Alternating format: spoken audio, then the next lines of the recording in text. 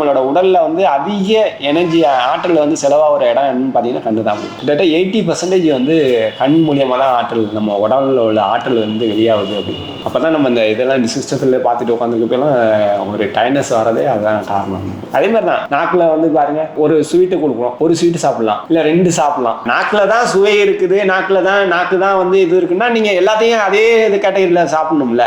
அப்ப நாக்குல ஒரு ஸ்வீட்டு சுவைக்கிறப்ப அதுக்கான உங்களோட ஆற்றலை செலவு பண்ணி தான் அதோட சுவையை வந்து சுவைக்கிறீங்க. இப்போ அடுத்தது சாப்பிட்றப்பையும் அதே டேஸ்ட் இருந்தாதான் வந்து உங்களை சுவைக்க முடியும். ஏன்னா ஆல்ரெடி செலவு பண்ணிட்டீங்க. அப்போ அடுத்த ஸ்வீட்டுக்கு வரப்ப அதோட ஆற்றல் வந்து குறைஞ்சி போயிடும்.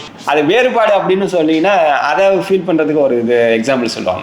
ஒரு ஸ்வீட்டை சாப்பிட்றீங்க, அதே அளவு காஃபியில் சுகர் போட்டு இது பண்ணுறாங்க. ஆனால் நம்ம வெறும் காஃபியை குடிக்கிறப்ப நல்ல சுவையாக இருக்குது, கரெக்டான இனிப்பு இருக்குது, கரெக்டாக இருக்குது. அதே ஒரு ஸ்வீட்டு சாப்பிட்டுட்டு நீங்கள் அதை காஃபியை சாப்பிட்றப்ப அந்த டேஸ்ட்டே தெரியல.